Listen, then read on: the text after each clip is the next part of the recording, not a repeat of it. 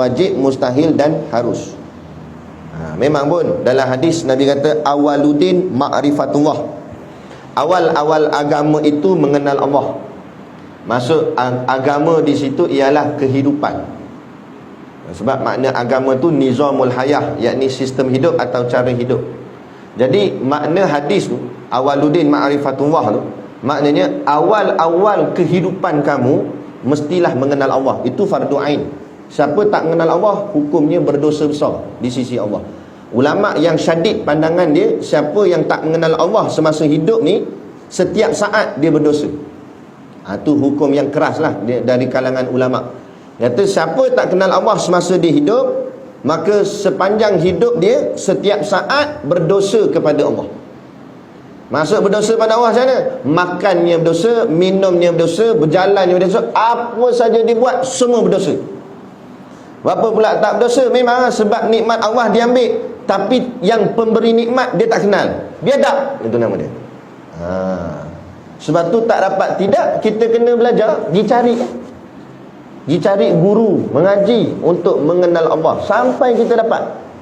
Sebab itu adalah kewajipan, bukannya pilihan. Tapi ramai orang zaman hari ni buat tak peduli je ilmu tauhid. Tu yang akhirnya hari ni macam-macam pemikiran sesat berlaku. Saya baru sudah hari tu buat daurah secara online dengan pelajar-pelajar UiTM Tapah. Baca kitab Hidayatus Sibyan bab tauhid lah kat dia orang. Hujung daurah tu bukan untuk soal jawab, macam-macam soalan keluar. Budak-budak U ni, Allah, ingatkan otak cerdik, tapi sebabkan terlampau cerdik tu sampai dia nak petikai tentang Allah Ta'ala. Sampai ada golongan yang pertahankan LGBT. Bukan budak-budak daurah tu lah, tapi dia cerita apa yang berlaku dekat college dia, kat U dia. Tahan LGBT atas alasan ini hak asasi manusia, hak kebebasan bersuara, hak seorang manusia. Ikut dia lah, dia nak suka lelaki ke, nak suka perempuan ke, suka hati dia lah. Lepas tu saya cakap, contoh, kita buat contoh lah. Ada orang tu dia datang rumah kita, nak datang raya. Assalamualaikum, salam, masuk.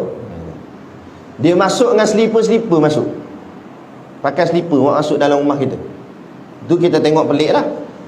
Lepas tu kita kata, duduk lah, sila duduk lah kat kursi. Dia kan duduk, dia panjat atas kursi kita.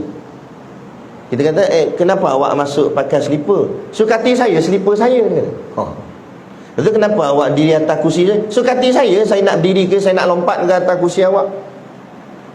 Kita pun jawab, tak apa nak, saya pergi ambil air. Pergi dapur kan ambil air, ambil parang. Dekat, nampak ni. Sukati saya, parang aku, kata. Nak maksudkan apa? Memanglah slipper dia, kan? Sukati dia lah, betul slipper dia. Tapi rumah tu rumah siapa? Rumah aku. Bila rumah aku, kena ikut peraturan siapa? Ikut peraturan hang ke ikut peraturan aku? Ikut peraturan aku, rumah aku. Jadi bila rumah aku, peraturan aku kata tak boleh buat masuk slipper, tak boleh buat masuk lah, kan? Jangan buat pandai. Sekarang bumi ni siapa punya? Bumi ni Allah yang punya. Kamu duduk dalam bumi, kena ikut Allah, kena ikut peraturan Allah. Allah kata tak boleh, tak boleh lah. Allah kata boleh, boleh lah. Kalau kamu tak nak ikut peraturan Allah, get out, gitu. Keluar daripada bumi ni.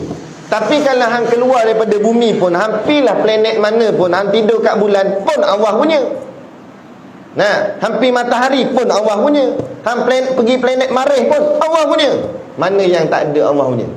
Sebab tu makna kata hang tak boleh keluar daripada kekuasaan Allah. Duduk diam-diam sudah. Dengarlah perintah Allah. Ni dak tikai. Ni. Sebab apa jadi macam ni? Sebab dia tak kenal Allah tu siapa dia. Dia ingat Allah tu buat macam member dia kan? Sebab tak kenal Allah. Orang kalau kenal Allah tak berani. Oh, ini Allah, Tuhan kita. Bukan boleh buat lebih kurang, bukan boleh buat main-main, cakap.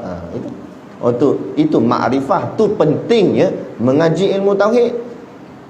Hari ni macam-macam cakap Allahu Akbar, merosakkan akidah, kan?